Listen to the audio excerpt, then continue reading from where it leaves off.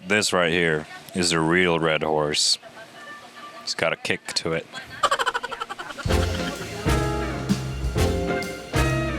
What's up, New York? It's Ben and James, and in this show, as you know, we like to spice things up. So going forward, we're going to be showcasing a glimpse of every ethnic neighborhood in New York City, from Brooklyn's Little Odessa to Queens' Little Guyana and more. So make sure you follow us at ny2c.com so you don't miss any of our uploads on Thursdays. So for this week, we're featuring a neighborhood in Queens that's personally very close to home, Little Manila. Little Manila Avenue, a newly erected sign on a street corner in Woodside, Queens. About 86,000 Filipinos and Filipino Americans live in New York City, and about 54% of them call Queens their home. Majority of the immigration took place in the 70s after the passage of the Immigration and Nationality Act in 1965 due to the shortage of nurses by the hospitals in America at the time. By the 90s, 72% of Filipino immigrants in New York were registered nurses. Many of them worked at the Elmhurst Hospital and settled around the area, which soon became a flourishing Filipino community. Right from where I'm standing at, I can see that the street is filled with Filipino-owned businesses, from bars to restaurants and banks, where a lot of OFWs send their money and balik bayan boxes to their loved ones back home. Whatever Filipino dish you're cooking or craving, Phil-Am Groceries carries all the spices you'll need. But if cooking is not your thing, you'll be happy to know that they have a selection of pre-cooked meals prepared and packed fresh every day. You know, it's very rare to feel at home in a grocery store in a foreign country. But the owners of Phil-Am knows exactly what they're doing. From hiring friendly staffs to filling their aisles with every Pinoy classics, such as Spam and corned beef. After working with Ben for a couple of years now, I can proudly say I am now qualified to make this list of Filipino food to devour in Little Manila from AM to PM. Kabayan is one of the few restaurants that is open in the morning for some traditional Filipino breakfast. You'll find a wide variety of sweets and delicacies here as well. Share a bucket of Chicken Joy from Jollibee, the most iconic fast food chain in the Philippines since the 1970s. I hear it's better than McDonald's too down there. They've got a couple of restaurants in Times Square too. Assorted mamon from Red Ribbon is the ultimate move for dessert. These moist, soft chiffon cakes come in flavors of butter, mocha, cheese, and of course, ube. Ube. End your night with a Red Horse and some karaoke at Kusina Pinoy Bistro, which serves infused Filipino dishes with a Western twist for a much more familiar but still unique taste. Fresh from our What's Up New York donut episode, Korra Bakery is a spot we're gonna keep recommending from time and time again, no matter how busy and in demand they are.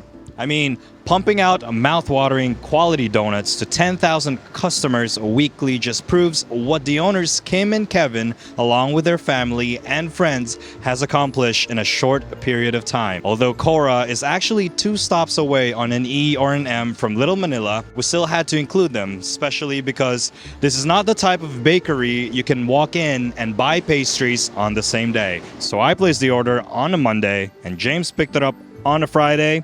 And here's our thoughts. It's so fancy. Yeah. All right, I'm going for the chocolate chunk bite.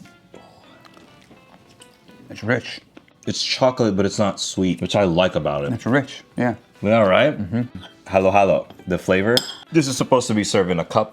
Okay. Like, so all the seasonings, everything, ingredients will be at the bottom, and then it'll put shaved ice on top, milk, and then you shake it over, and then you eat it like that. And It's a perfect dessert on a hot summer day. Instead of bananas, they put banana chips. That's cool. Here we go. Here we go, is right. I like the filling. You'll like halo then. I love that this splits in half perfectly. This is like meant for sharing. Oh, wow, wait. It's just so wet and gooey.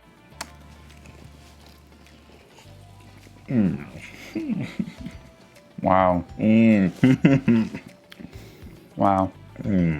I like the filling. If you like a lemon pastry or any kind of lemon donut or anything like that, then there's no reason that you won't fall in love with this. So these have such a unique flavor. I think most Americans like their morning donut. So to have all these unique flavors from another culture and put that into something that's traditionally like very American, I think it's a good way to get non-Filipinos into your culture, you know? You're right. Yeah, I agree. As long as they're taking a bite with an open mind. Take it in for what it is.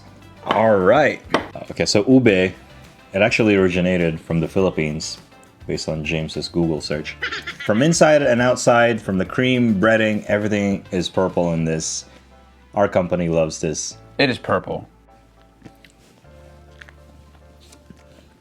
Wow. It's refreshing. It's oozing ube. Oozing ube. Ube.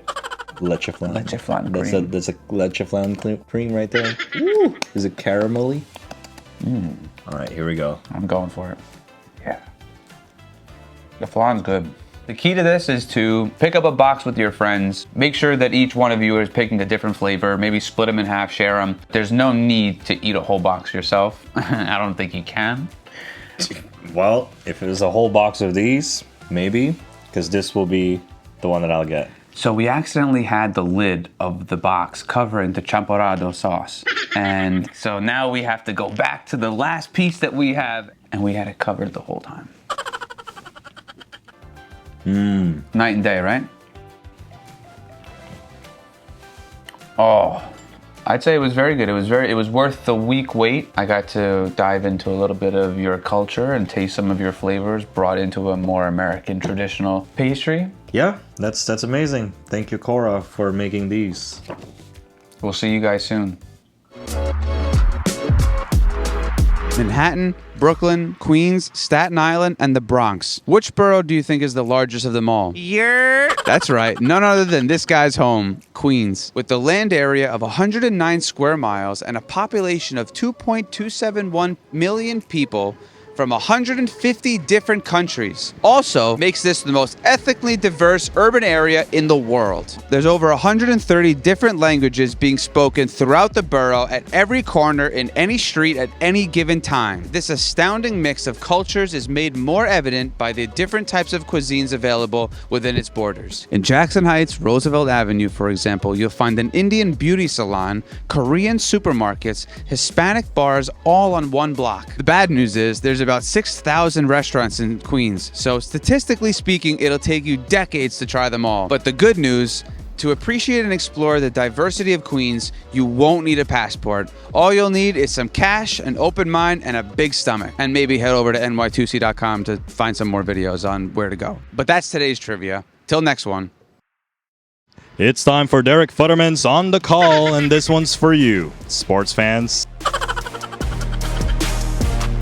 New on ny2c.com, an exclusive report from the OBL, Tracy McGrady's one-on-one basketball league, with Aaliyah Funchal and Tyler Tierno. Hear from the competitors, and the lucky winner of $10,000 and a trip to Las Vegas.